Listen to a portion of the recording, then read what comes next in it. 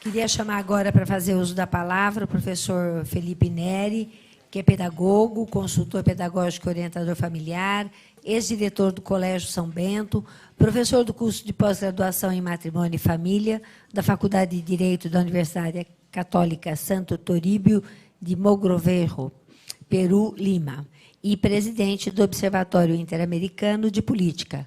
Então, professor, colocar a tribuna à sua inteira disposição. Nós vamos ter projeção? Sim, teremos. Então, nós vamos ter que nos afastar um pouquinho aqui. Enquanto vamos preparando aqui, então, agradeço, boa noite a todos, agradeço, através dos vereadores e aqui a presidente da mesa também, o convite para essa audiência pública, aos demais componentes da mesa, as autoridades aqui presentes, também os sacerdotes, e também minha esposa também, que está com os filhos em casa. Foram citados alguns pontos do meu currículo. O mais importante não foi colocado, mas também não estava, né? Que sou casado, pai de 5 filhos. Então, enfim, eu queria, nesse início dessa apresentação, começar dizendo o seguinte. Eu quero falar para os senhores não apenas como um professor, mas como um pai de família. É um tema que nós já estamos tratando e estudando já faz alguns anos. Na verdade, mais de uma década de estudo sobre esse tema. Então, por tanto já estudar o assunto, a gente entende que ele é bastante complexo.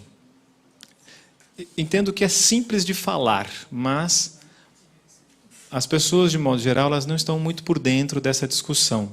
Então, eu imagino que muitos poderão ficar assustados com a apresentação. Por quê?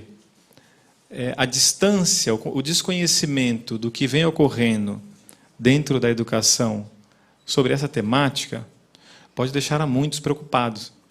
E a intenção não é fazer com que as pessoas aqui presentes e aqueles que também nos assistem fiquem parados, assim, como não tem nada que fazer, imagina, que absurdo, estou chocado com tudo isso, e dali uma sensação de um pessimismo, né? Eu costumo dizer em outros eventos que muita gente termina, às vezes, a apresentação falando, nossa, a vontade é de pular da ponte, não tem mais nada que fazer, né? Falei, não, na verdade, imagina que realmente um médico, ao entrar na faculdade de medicina, não vou estudar patologia, né? Então é necessário para um médico estudar a patologia para poder saber tratá-la. Então, da mesma maneira, em educação, para que a gente possa entender o que está acontecendo, é necessário ver claramente os problemas que estão ocorrendo dentro desse tema e entender quais são os seus fatores, os instrumentos, o que já tem sido feito no nosso país para que a gente dê um freio e mude o percurso nesse tema. Eu tenho visto muitas pessoas, a maior parte de nós, obviamente, tem se colocado claramente contra a ideologia de gênero, porque realmente, não só por ser uma ideologia, mas porque é uma temática que vai contra a própria realidade do ser humano. Mas nós encontramos algumas poucas pessoas que defendem essa temática. Então, eu pretendo aqui fazer uma exposição de dados, comprovando, mostrando problemas na educação em relação a esse tema, para que ninguém tenha dúvida, né? Qualquer pessoa aqui poderá, pela internet, pesquisar e levantar os dados que eu aqui vou apresentar. Ou seja, não é uma colocação teórica, acadêmica, e poderia ter aquela sensação, isso é daqui para 20 anos, talvez. Estejam certos que o que eu vou mostrar aqui está ocorrendo e já faz alguns anos no nosso país. Então, vamos adiante. Bom, aqui a ideia seria falar um pouco das políticas internacionais de gênero, mas eu quero me deter no Brasil. Para quem não entende o que poderia ser essa palavra gênero, então, eu coloquei aqui uma definição para que servisse para todos. Imagino que todo mundo, quando ouve a palavra gênero, imagina que seja gênero humano, gênero masculino e feminino, como em um formulário ou outro deva ter respondido, né? Se fosse isso, ótimo, não precisaríamos estar aqui numa audiência pública tratando desse tema. A questão é que gênero, dentro desta ideologia, esse termo foi raptado. Então, gênero, para os ideólogos, aqui está, é um conceito ideológico que tenta anular as diferenças e aptidões naturais de cada sexo. Ou seja, é negar que existe homem e mulher. Um dado biológico.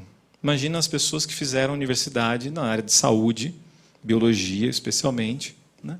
Negaram um dado biológico, que existam cromossomos XX e XY. Né? Negar as diferenças que são inúmeras entre homens e mulheres, inclusive hormonais. Então, aqui é um problema de negação da realidade. Me recordo até numa entrevista que dei em Brasília, na Câmara Federal, e uma repórter me perguntava, mas em qual o estudo que o senhor se baseia? Eu falei, olha, eu posso citar vários, mas tem um que é o maior de todos, que é uma evidência. Eu estou vendo uma mulher na minha frente, né? E eu sou um homem. Então, uma evidência não se pode negar, né? E aqui nós não estamos tratando, veja bem, o tema é ideologia de gênero. Aqui está na mesa o padre doutor José Eduardo, que fez um artigo, foi publicado, né, chamado Caindo no Conto do Gênero, em que me recordo bem, e muito bem expressado nesse artigo, ele dizia que a questão de ideologia de gênero ela vai contra a família, mas contra qualquer também, inclusive até união. Por quê? Se nós estivéssemos falando de homossexualismo, precisa ter duas pessoas do mesmo sexo para que haja tal prática, né, de orientação sexual. Mas, segundo a ideologia de gênero, não existe sexo masculino e feminino. Então, nós não teríamos, inclusive, vamos dizer assim, um casal de homossexuais, porque não existe homem e mulher. Parece um absurdo falar isso, mas não fui eu que escrevi. Não foi a Igreja Católica quem o fez, não foram religiosos. Foram pessoas que forjaram essa temática com objetivos bastante claros e que estão sendo deflagrados na sociedade faz bastante tempo. Né? Inclusive, vou colocar aqui sobre a questão da Suécia, primeiro país que, de fato, implantou essa ideologia, conhecida por eles como identidade de gênero. Né? Mas vamos adiante. Aqui eu coloquei uma frase do Papa João Paulo II para os senhores, por quê? Porque, imagine, isso aqui já faz bastante tempo que ele escreveu, a encíclica Evangelio Vitae, Evangelho da Vida. Né? Então, o Papa diz o seguinte, o casamento entre um só homem e uma só mulher é visto não como uma união natural entre dois seres complementares e fecundos, mas como mera convenção da sociedade. A família é uma instituição a ser abolida. Vejam bem, esta ideologia, para os pais de família que aqui estão, isso deve ficar bastante claro, né? Que a questão é a família, né? E nós assistimos no Plano Nacional de Educação a tentativa de se colocar dentro do Plano Nacional esta ideologia. O que foi que ocorreu? O povo acabou tendo conhecimento, se manifestou ao Congresso, aos seus representantes, maciçamente, foram assim centenas de milhares de e-mails, de ligações, o Plano Nacional foi aprovado sem a inserção desta ideologia de gênero. Por quê? Porque, para espanto de alguns, que ali acreditavam que ela seria uma maneira de eliminar todo tipo de preconceitos, né, e deixar todo ser humano igual, homens e mulheres, né, assim eles pretendiam, através do Plano Nacional de Educação, colocar, puderam ver que, de fato, era um cavalo de Troia, vamos dizer assim, né? Um presente de grego. A inserção dessa ideologia, muito pelo contrário, era a tentativa de se retirar toda e qualquer fala, imagem sobre família. Por quê? Porque família, segundo esses ideólogos, ela é, por si mesmo, discriminatória. Ser família. Ter um pai e uma mãe, isto escrito por eles. E aqui eu vou citar, inclusive, algumas das falas dos seus grandes ideólogos. Eu fiz um pequeno resumo para aqueles, não somente aqueles professores, mas especialmente para os pais aqui também, né? E para aqueles que não assistem, eu acredito que vai ser bastante simples. Depois, adiante, na exposição, eu vou mostrando as referências a este resumo. Então, veja, o sistema educacional no nosso país, e você imagina o seu filho aqui então, ele enfim, vai para a aula, e nós já tínhamos dentro do sistema educacional os chamados parâmetros curriculares nacionais, que são antigos, não são de agora. Dentro desses parâmetros, existe um caderno de orientação sexual. Pode ser visto agora mesmo. Se colocar no Google o endereço do MEC, né, e colocar parâmetros curriculares nacionais, os senhores vão encontrar um caderno de orientação sexual. E dentro dele poderão ver esta política, a política de gênero. Portanto, ela não é de agora, mas ela não conseguia avançar, né, quando foi criada, ou foi melhor, foi apresentada dentro do Brasil. O que ocorre, e que vocês vão ver a mais agora adiante, é um pequeno resumo de todo o trabalho que tem sido feito desde 2006. Temos trabalho sobre a questão de gênero anterior, mas de 2006 para cá é que realmente toma corpo e é completamente implementado no nosso país. Então, primeiramente, um investimento na formação e capacitação de professores, através de cursos de extensão e pós-graduação. Em primeiro lugar, então, para se deflagrar no meio da sociedade, através dos estudos das crianças, precisava capacitar os professores. Para tal, então, começaram com um curso de extensão e pós-graduação, 240 horas. Isso em algumas poucas universidades, né? Mas eu vou deixar adiante para mostrar o número de instituições e quais são os valores que foram colocados para que isso fosse implementado. O segundo ponto, que aqui podem ver também, é a produção de materiais que servissem de subsídios para os professores. Então, isso tem uma variedade muito grande, mas todos têm um único viés. Trazer para o professorado material que o auxiliasse dentro da sala de aula, naquela fala sobre gênero. Terceiro, um investimento muito grande nos programas. Em programas como, por exemplo, o primeiro programa que foi feito, Prevenção e Saúde na Escola. Aqui, quem olha não vai enxergar, né? Prevenção e saúde. Duas palavras que, em si, não carregam, não trazem nada de mal, né? Prevenir em relação às drogas, enfim, saúde da pessoa. Então, a gente via uma coisa dessa e nem imaginava que no bojo, dentro desse programa, poderia se trazer tantos males para as nossas crianças. Digo realmente a palavra males, porque desconstruir a família, né, em que sociedade nós chegaremos? Né? A Suécia, depois de mais de 40 anos tratando desse tema, hoje é uma outra sociedade, a qual eu deixo para depois explicar um pouco mais. Então, indo adiante, no quarto ponto desse resumo, os materiais didáticos e paradidáticos. Imagino que muitos dos senhores talvez tenham visto em reportagens televisivas, enfim, impressas, alguns pais escandalizados com materiais que foram encontrados dentro de alguns colégios.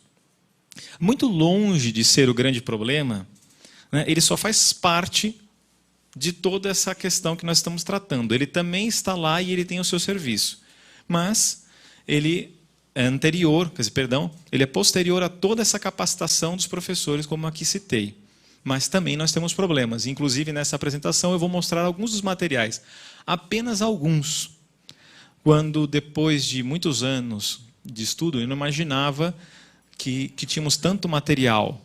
E quando me tornei diretor do Colégio de São Bento, por uma questão apenas de ter conhecimento da biblioteca do colégio, fiquei bastante assim preocupado, porque eram centenas de materiais, de livros, que traziam essa temática. Mas não só em didáticos, principalmente nos paradidáticos.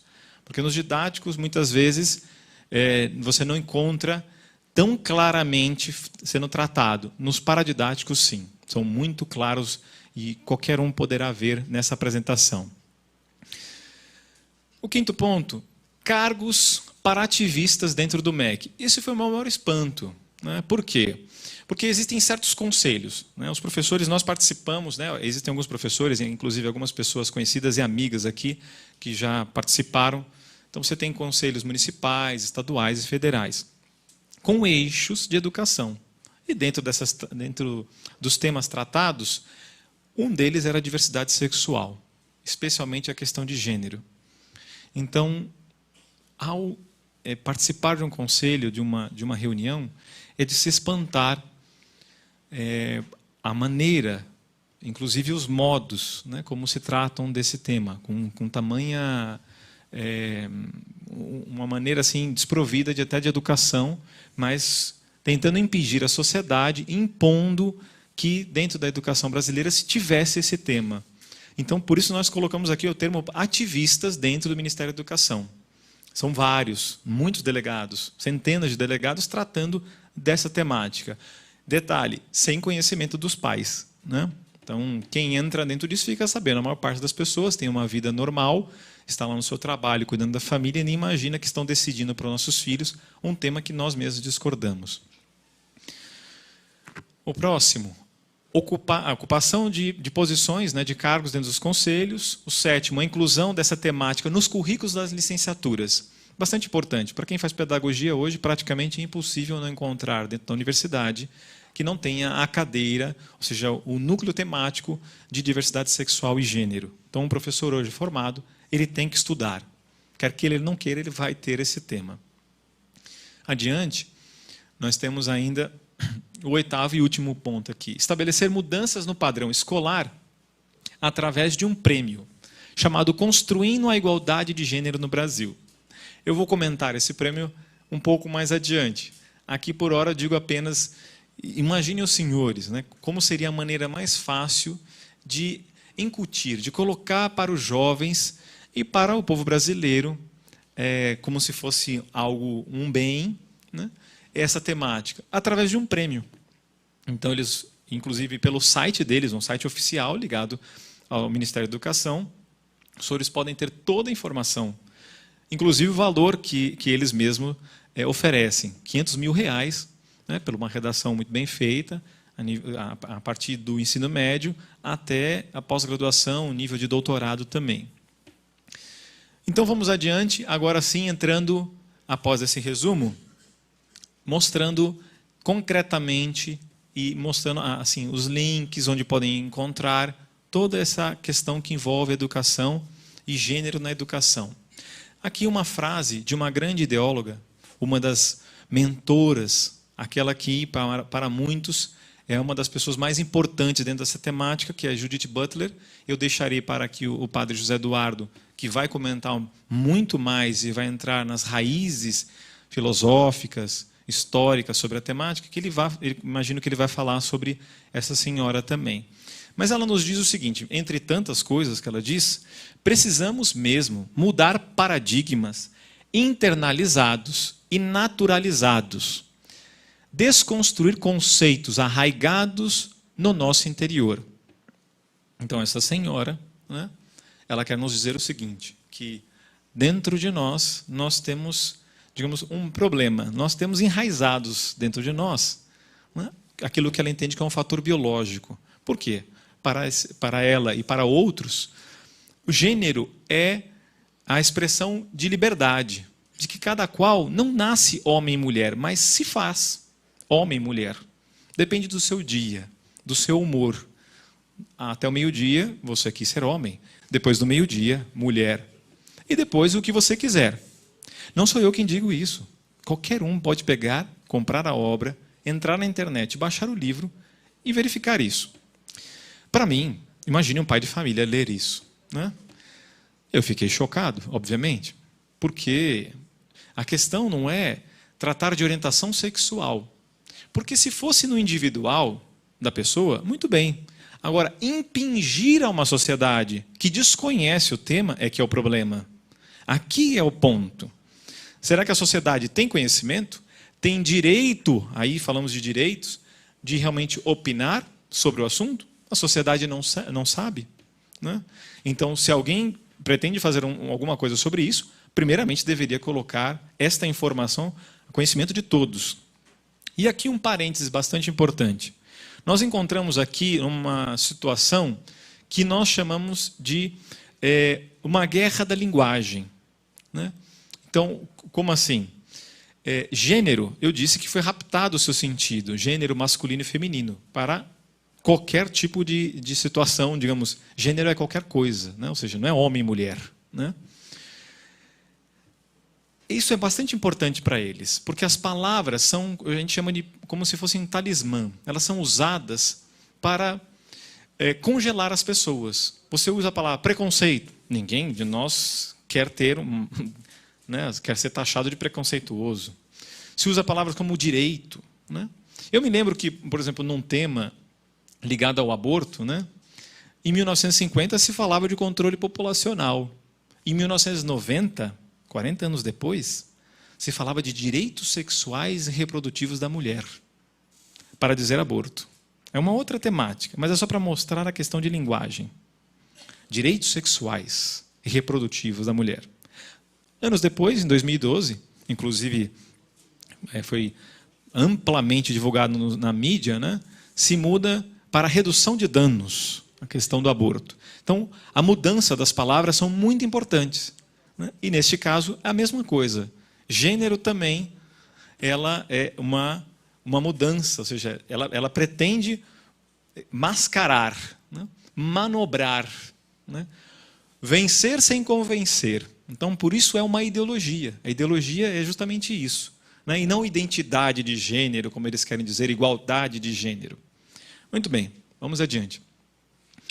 Aqui, para fazer um comentário, eu coloquei algumas imagens de uma escola na Suécia. Como os senhores podem ver, as crianças estão de laranja, porque é proibido na escola da Suécia que utilizem cores que já, dentro da mente das pessoas, do cenário, estão mais assim direcionados que um homem usa, azul, e as meninas rosa. Então, proibido, né? Os meninos são obrigados a terem que brincar desde a educação infantil com brinquedos que nós conhecemos, que uma boneca, qualquer um imagina que uma menina vai brincar. E um menino com um carrinho, um boneco, coisa assim. Então, esta seria a escola ideal na Suécia.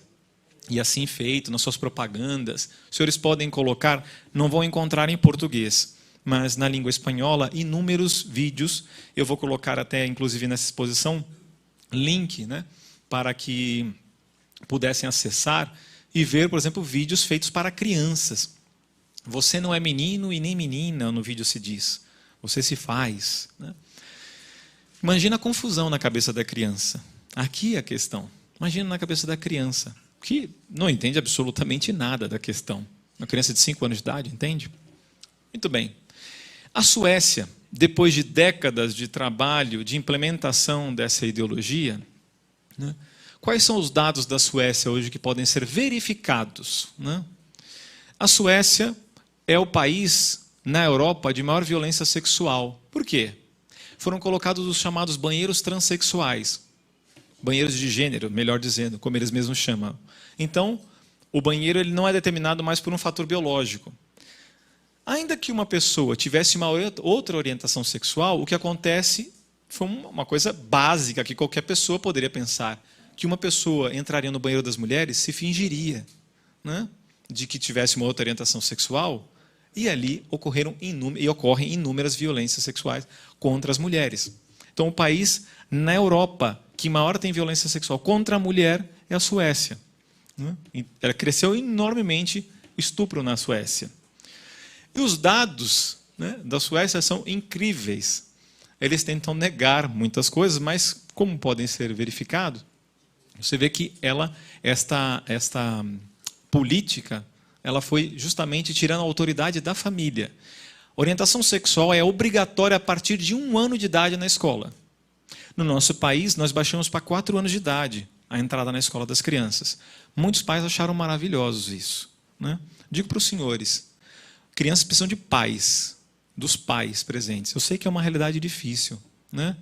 Mas escola integral não é solução, porque colégio colabora. O protagonismo da educação é dos pais. É dos pais. Quem educa são os pais. Na verdade, o Estado deveria favorecer a família para que ela pudesse ter elementos para tal. A escola tem o seu papel, eu sou professor, né? Mas esta inversão ela traz grandes problemas e nós precisamos discutir isso. A Suécia foi na contramão e tem seus inúmeros problemas. Hoje é uma sociedade degradada, né? Então, os índices e os dados estatísticos da Suécia são gritantes. Então, se lá não deu certo, e não deu certo na Noruega e em outros tantos países, por que implementar no Brasil tal política? Na verdade, já está sendo implementada. Aqui está, para aqueles que tenham interesse, quem são apenas, ou digamos, para citar alguns dos grandes incentivadores das entidades que estão por trás de todo o incentivo financeiro para que quem tem interesse em estudar é a Fundação Ford. A Fundação Ford, desde 1990, principalmente, vem financiando em todos os níveis de estudo, de pós-graduação, o incentivo para que se trate da questão de gênero, né? Essa distorção da realidade. Aqui, apenas para citar, em 1995, foi a primeira vez que num documento oficial, internacional, de uma grande conferência, como a Conferência Mundial em Pequim, ocorreu, foi quando o termo gênero foi modificado, né? Então, lá você encontra com um sentido que não era mais o sentido até um ano atrás, né? Gênero masculino e feminino, mas gênero realmente é essa construção social. Aqui, então, para que queiram anotar, não, aqueles que queiram pesquisar sobre o assunto, para que veja que aqui eu não estou pedindo que creiam nas minhas palavras, mas que verifiquem e que possam ver. Aqui tem 2 programas, né? De 2006, Saúde e Prevenção nas Escolas, Gênero e Diversidade na Escola. Então, se os senhores colocarem na internet, no Google, vão poder ter acesso ao programa e verificar quais eram as intenções e qual era o trabalho desenvolvido sobre essa temática nas escolas. Inicialmente, não foi para todo o Brasil, eram apenas 6 escolas em alguns estados, mas depois foi ampliado, né, para muito mais escolas, apenas como um programa. Aqui estão aqueles que são seus criadores. Nós temos o Ministério da Educação, a Unesco, a Unicef e o Fundo de População das Nações Unidas. Aqui eu faço um outro parênteses importante. Unesco. A Unesco, para muitos que a desconhecem, a Unesco é a entidade das Nações Unidas ligada à educação. E que dentro da sua própria história, na sua Constituição, que pode ser vista e conhecida na internet também, já mostrava muito bem onde ela pretendia chegar. Ela até, dentro da sua estrutura, tem programas e alguns trabalhos interessantes. Mas basta conhecer melhor para ver que a Unesco não está interessada na educação dos nossos filhos. Porque a preocupação de toda essa documentação demonstra-se um trabalho de controle de comportamento. Eu verifiquei, agora em 2013,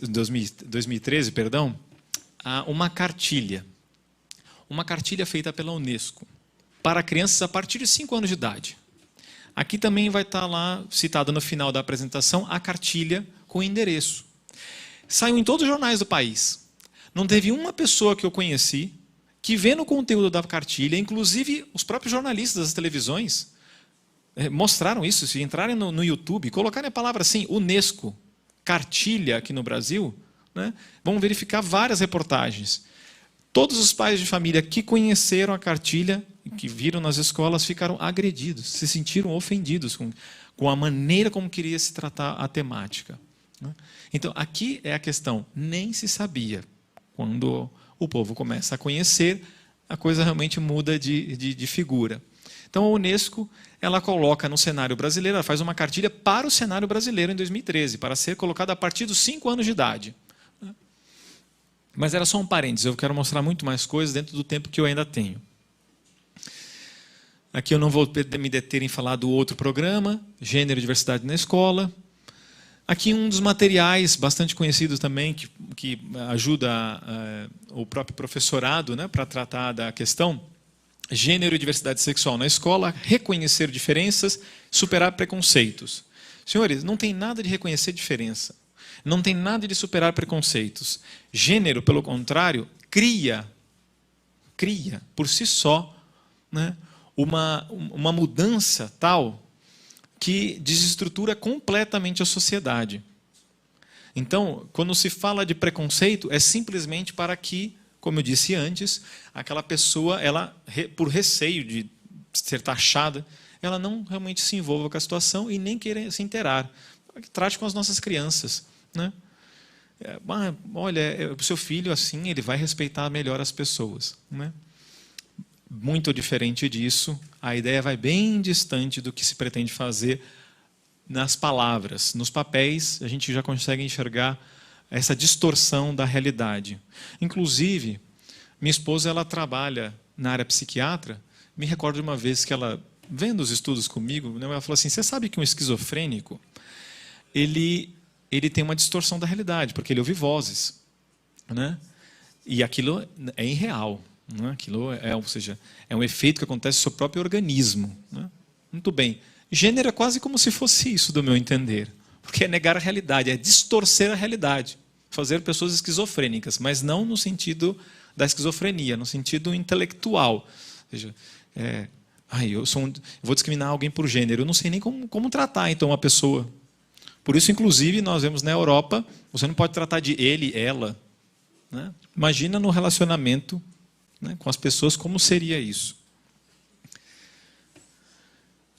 Em 2008, como os senhores podem ver aqui, é o primeiro momento em que esses programas eles recebem um financiamento altíssimo. O governo, então, investe 9 milhões para 13 mil vagas em 19 instituições públicas de educação superior. Já a ideia, realmente, como eu disse lá no início, naquele resuminho, é formar, capacitar os professores. Então, aqui está a quantia que foi destinada para a formação, a primeira vez que se colocou digamos, o programa que era apenas para as escolas, ele avança, muito importante, porque entrou para 19 universidades, e depois a coisa vai adiante, e hoje nós temos assim um cenário das universidades, não digo tomado por completo com essa temática, mas muito mais avançado. Os professores, de modo geral, quando a gente trata desse assunto, já ouviu falar, já sabe, e nem teve a possibilidade de entender melhor. Ele entende assim, tem que ser implementado, mas ele nem mesmo se perguntou, de fato, se isso realmente ajuda, isso é um bem, isso é realmente o homem que nós estamos formando para a nossa sociedade futura, as nossas crianças. Em 2009, então, o governo então investe novamente em mais vagas, em mais formação. Em 2010, e daí em diante, se continua com grandes somas, se preocupando em tratar dessa temática. Este folder foi realmente assim, nem eu esperava encontrar. Né? Como passo uma boa parte do tempo em Brasília, tratando das questões dos projetos que tramitam contra a vida e família, eu estava passando no Senado e vi esse folder. Como eu já estudava a temática, mas eu não conhecia, eu peguei o link e pude ver o que seria esse prêmio Construindo a Igualdade de Gênero. Na hora eu percebi, eu falei, puxa, além de formar os professores, dar material para eles, material na escola, esse prêmio realmente é para parecer assim, ninguém precisa mais entrar no Big Brother. Né? Basta fazer uma redação e ganhar R$500 mil. Então, a pessoa nem percebe, né? Porque tem um prêmio por trás disso. Se você entrar no site deles, você vai encontrar uma tabela. Aqui está a fonte, Secretaria de Políticas para as Mulheres, Brasília, 2010. Todo o incentivo a partir do ensino médio, a partir de 2005. Você tem aqui doutorandos, enfim, os alunos de graduação, de faculdade, de mestrado, a escola promotora de gênero. Você pode encontrar nessa tabela, até 2010, o número de alunos que foram alcançados. Essa tabela ela já está antiga. Em 2014, com certeza, ela vai estar bem mais avançada. Aqui seria uma análise mais desnecessária aqui para a gente poder falar sobre isso aqui também agora, apenas para poder enxergar, através das tabelas fornecidas por essa instituição, o que eles estão fazendo no colégio, a partir de ensino médio até alunos de doutorado. As conferências nacionais de educação foram muito importantes. Muito importantes. Vejamos alguns dos eixos. Eu vou citar apenas um aqui, porque eu quero me deter no próximo slide. Né? Na Conferência Nacional de Educação de 2008. Inserção dos estudos de gênero e diversidade sexual no currículo das licenciaturas. Combate da linguagem sexista, homofóbica e discriminatória nos livros didáticos paradidáticos. Homofobia, homossexualismo é outro assunto. Estamos falando de gênero, né? Não se esqueçam disso. Mas vejam que isso aqui é fruto de todo um trabalho de delegados que militavam dentro da Conferência de Educação, né, para que se colocasse essas temáticas de orientação sexual. Nós estamos falando de educação das crianças, né? Os eixos, ali eu cito até o eixo que foi colocado na conferência de 2010, né? O número 6. Introdução e garantia da discussão de gênero e diversidade sexual na política de valorização e formação inicial e continuada dos professores, dos profissionais da educação. Veja, a ideia é que o professor, desde lá da sua formação, ele tenha contato com a política de gênero e depois de formado, ele permaneça se atualizando. A ideia seja continuada a formação sobre essa temática. Ou seja, olha a preocupação de se tratar desse tema, né? Então, não só na graduação, mas garantir que ele seja implementado. Construção de uma proposta pedagógica sobre gênero e diversidade sexual para nortear o trabalho na rede escolar. Aqui, vamos para o último, criação de grupos de trabalhos, bem importante, permanentes nos órgãos gestores da educação dos diversos sistemas para discutir, propor e avaliar políticas educacionais para a diversidade sexual e relações de gênero, compostos por representantes do poder público e da sociedade civil.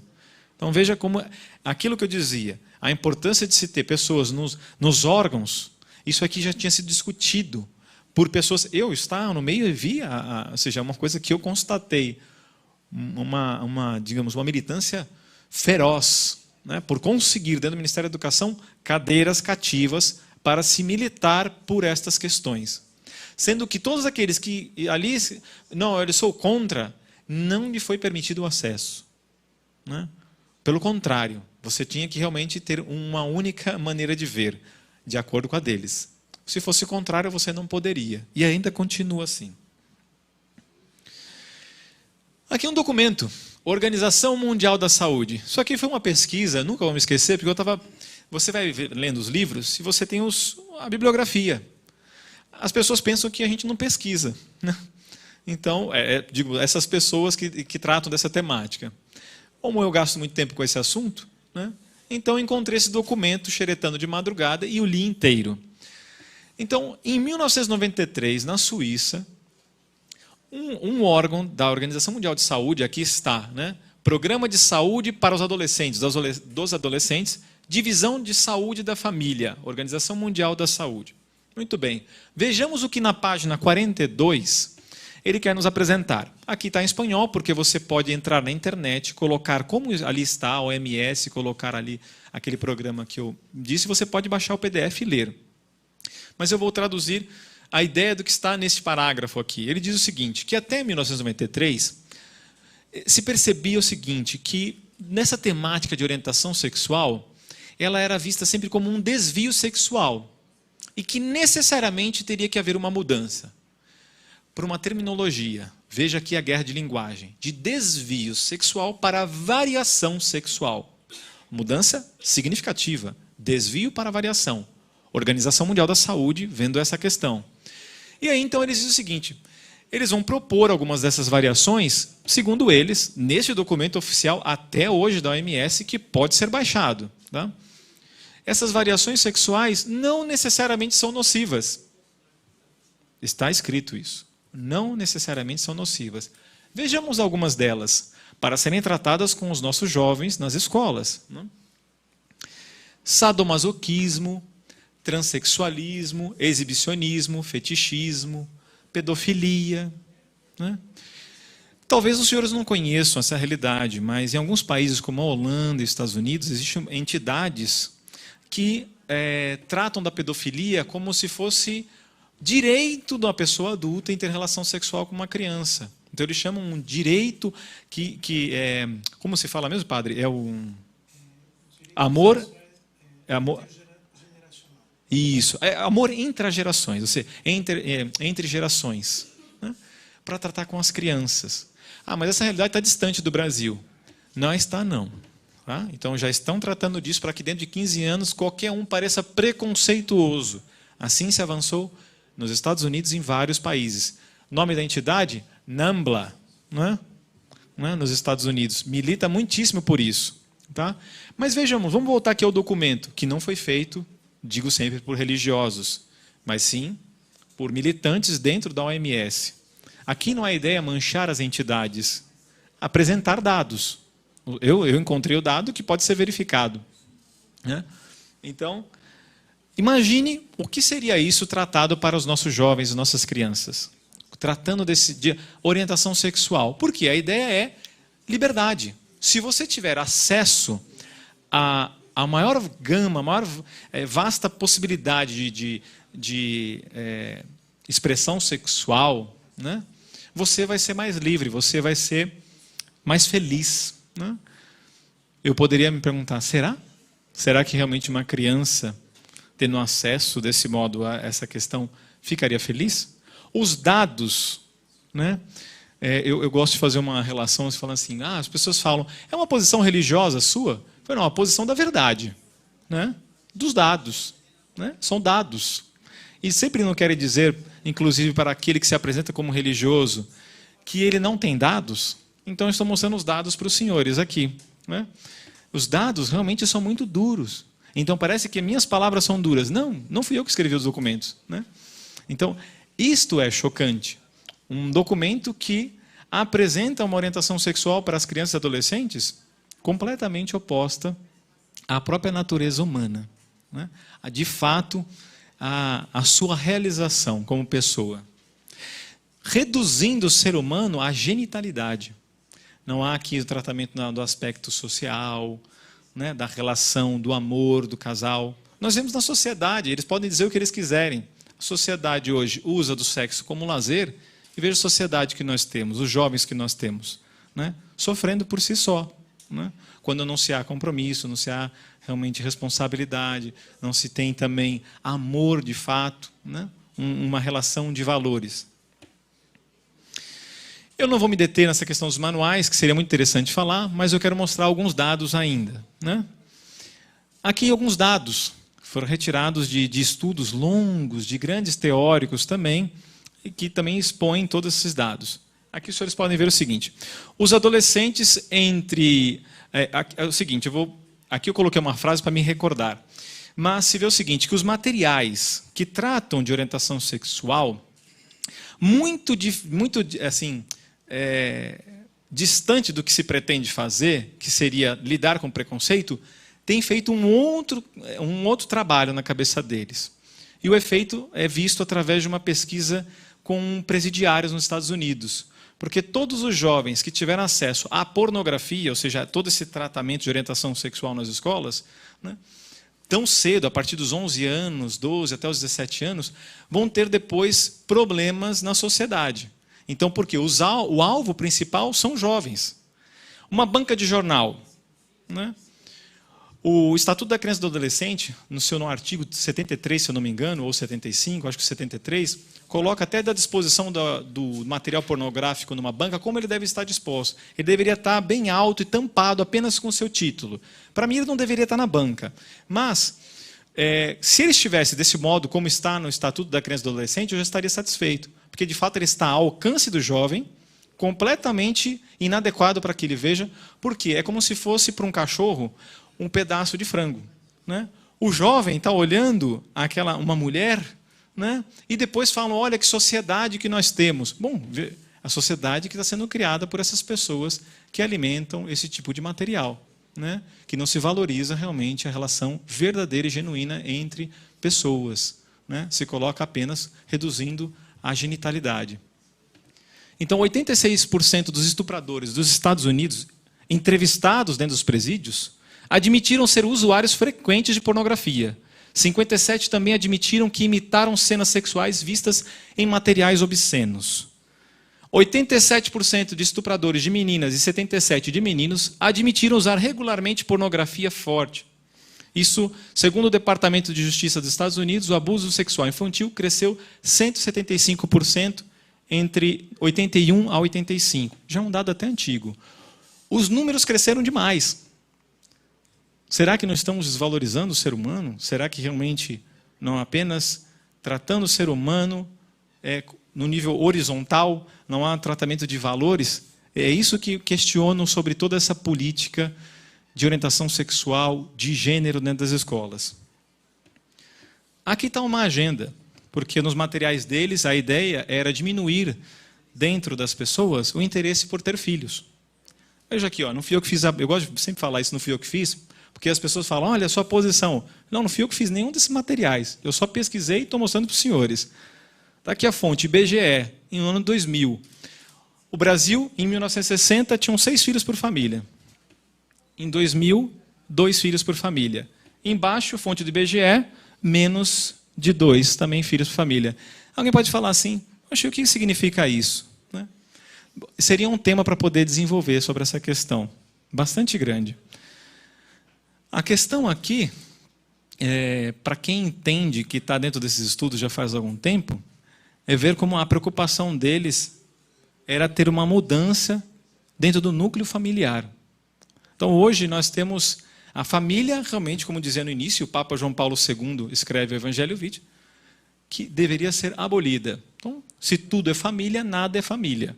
Né? Qualquer coisa é família. Né? Então, aqui é a questão bem chave nisso. Abalar a estrutura familiar. Os materiais didáticos e paradidáticos vão mostrar isso nas imagens adiante. Aqui, enfim, são as entidades que eu queria mostrar para os senhores. Chegamos aos materiais, né? Por várias entidades também. Aparelho sexual e si é um material didático feito para jovens de 9 anos de idade, a partir dos 9 anos. Né? O seu conteúdo tem todo tipo de linguagem dita, mas me recordo de uma página, desculpem por falar, mas está no material. Né? Ele mostra assim, um menino de 9 anos de idade, que eu me lembro dos meus 9 anos de idade, estava interessado em jogar bola, brincar e tudo mais, estudar. Eu lembro que assim, tem uma página que tem 2 furinhos assim. Aí mostra um desenho bem caricato, né? Fala como fazer sexo. Aí para você enfiar o dedinho, enfiando os órgãos genitais do menino e da menina. Bacana assim, né? Uma coisa assim, bem simples. Isto é a relação sexual entre 2 pessoas, né? É o livro fazendo isso. E ele tem toda uma linguagem muito assim, digamos, como diria um grande teórico, fala, tudo que é precoce é precário. Um garoto de 9 anos de idade, com material sobre esse, ele realmente vai crescer na sua sexualidade bastante feliz. Né? A gente vê como o que está acontecendo nas escolas com o acesso desses materiais. Do lado tem uma imagem também, do outro material, o que papai e mamãe fazem. É para crianças de 6 anos de idade. Numa linguagem também, que qualquer família que veja, né, que tenha bom senso, fica agredida também. O senhor acha que então não tem que tratar de sexualidade? Quem trata é pai e mãe. Não estou pedindo para o Estado falar com os meus filhos sobre esse assunto. Né? E como é que o senhor vai tratar? Então, deveria ser ajudar os pais para que eles tratem do assunto. Né? Com toda a liberdade, com todo o carinho, do modo adequado, no tempo certo. Né? Da forma certa também. Porque o problema é que ali, dentro do colégio, será que vai ser a forma certa ou vai ser uma receita de bolo para todos? Será que é assim que tem que ser educação? Uma fábrica igualzinho para todos? O meu filho não é igual ao da esquina, que não é igual ao do outro, e nem o seu igual ao daquele. Cada um é um ser individual e deve ser respeitado como pessoa. Fazer um programa e se impor através desses sistemas para todos, eu me questiono bastante se realmente isso teria um efeito positivo. Eu não vou abordar todos os materiais, eu queria só citar alguns. Aqui tem a minha sexualidade, né? Vocês podem ver, está escrito até os 6 anos de idade. Né? A questão é a linguagem. Né? Verifique que seu pai e sua mãe não estão em casa. Chame os seus amiguinhos para fazer um joguinho tal. Por que não os pais têm que estar fora da questão aqui? Se quebrar a autoridade do pai e da mãe. Né? E assim, não precisa ser religioso para você ver, quando você perde seu norte, perde sua referência. A gente gosta de lembrar de família quando você vê um grande homem, assim, né? Steve Jobs, da Apple, né? Falando da sua família. A gente fala, olha que bacana e tal. Mas tem que atingir o pai e a mãe na questão de sexualidade. Por quê? Pai e mãe, sobre o assunto, não entende nada. É assim que os jornais falam. Né? Não digo que realmente hajam grandes dificuldades de se tratar do tema, que as pessoas têm receio de falar, né, sobre esta questão da sexualidade, que não é genitalidade. Sexualidade é algo muito mais amplo do que genitalidade. E esse é o problema, é deixar para o colégio. Aí ele vai tratar dessa forma com seus filhos. Aí dos 6 aos 9 anos, materiais paradidáticos, né, para tratar no colégio. Aqui os 3 chapeuzinhos vermelhos, material paradidático. Papai Noel casou com chapeuzinho vermelho. Quantos anos tem Papai Noel? Né? Ele não tem a minha idade. Né? Chapeuzinho vermelho é uma criança nas histórias. Né? Veja, o autor diz isso, que é para desconstruir. Não fui eu que falei. Para desconstruir essa ideia do amor entre gerações. Aí ele vai discutir a sua relação com seu filho Saci Pererê. Né? É o filho do casal. Né? A relação do divórcio. Compre o livro e leia. Faça esse favor. Não saia daqui pensando assim. É um rapaz assim, duro nas palavras, né? Duro não. Com certeza não. Pelo contrário. Estou aqui para mostrar a realidade e para que a gente, enquanto sociedade, discuta isso. Para que uma minoria, bem minoria mesmo, não venha impor a toda uma sociedade uma realidade contrária, né, à própria natureza humana. Né? Que há a realidade do divórcio, sim, meus pais são divorciados. Não estou agredindo ninguém que seja divorciado. Agora, eu sofri. Eu vi e sofri. Né? Eu nunca critiquei nem enfiei o dedo no olho do meu pai e da minha mãe. Absolutamente. Jamais. Os amo totalmente. Agora, um filho quer os pais unidos. São outros 500. Então, a gente tem que olhar e ver a relação do bem das famílias. Né? Do bem delas. E tratar disso é pulverizar para todos como se fosse assim, tudo igual, é tudo maravilhoso. Não o é. Não distorcemos a realidade. Meus 2 pais, enfim, outros materiais. Menino brinca de boneca para tratar dessa questão ainda de gênero, ou seja, implementar isso. Eu acho que o meu tempo, deixa eu ver só aqui. Não, eu tenho que terminar agora. Né? Ninguém me controlou, mas eu vi que eu vou encerrar mesmo. Muito bem. Também sobre a questão de escola sem homofobia, que é um outro tema também, mas é apenas para mostrar o material didático. Para quem tem interesse de entender melhor a questão, tem um material que pode ser encontrado na internet, baixado o PDF, Agenda de Gênero, de uma pessoa que realmente resolveu estudar. Isso aqui é uma tradução, né? A pessoa não é brasileira, e há uma tradução, um condensado, um resumo. Então, Agenda de Gênero. Tem um PDF na internet, em vários lugares, muita gente falando desse material. De fato, é muita gente, porque no plano nacional e em outros tantos projetos, não se entrou com essa ideologia. Por quê? Porque o povo tem mostrado que é contra. E não é o que eu acho, não. Eu vou a Brasília e vejo isso. Pergunte a um parlamentar que lá está se conseguiu entrar. E olha, hoje tramitam na Câmara Nacional mais de 200 projetos contra a vida e família. Dentre eles, temos aí uns 16 projetos bem radicais dessa política de gênero, tentando entrar de muitos modos. O que ocorre é que os nossos representantes têm claramente mostrado, apesar de muita gente não gostar da questão política, né? Porque, olha, puxa, tanta coisa ruim na política acontece, o fato é que nós não, o nosso Congresso Nacional, muito diferente de outros países, né, não avançou, como muitos achavam, nessas temáticas. Por que não avança? Porque nós temos um povo contrário a isso, na sua quase totalidade. Né? Eu me lembro de uma vez que, por dia, se eu não me engano, nos próprios gabinetes se dizia que recebiam 30 mil e-mails, não sei quantas mil ligações. E aí eu perguntava, quantos a favor? Nenhum era a palavra. Nenhum a favor. Aqui estão, como está sendo filmado, enfim, também quem quiser no final, eu também posso colocar à disposição, mas é só colocar Unesco e cartilha na visão própria da instituição, você vai encontrar no Google os links, vai ver o que eles pensam também sobre a situação. Esse é um vídeo assim, obrigatório, Paradoxo da Igualdade, um vídeo maravilhoso de 30 minutos em que um jornalista faz só o papel de entrevistar os dois lados. Os maiores especialistas no mundo, né, e grandes médicos, mostrando essa questão da diferença sexual. Né, que estudaram isso durante 30 anos e alguns estudiosos de 2 anos sobre essa questão de gênero que tentaram implementar na Noruega. Foram felizes porque ninguém sabia. Quando tomaram ciência através desse vídeo, o país retirou todo o departamento de gênero do país e retirou toda essa política por verificar a verdade que estava por trás do que eles tentavam fazer. A propaganda infantil de gênero pode ser encontrada também nos sites também. Deixo aqui, então, um contato.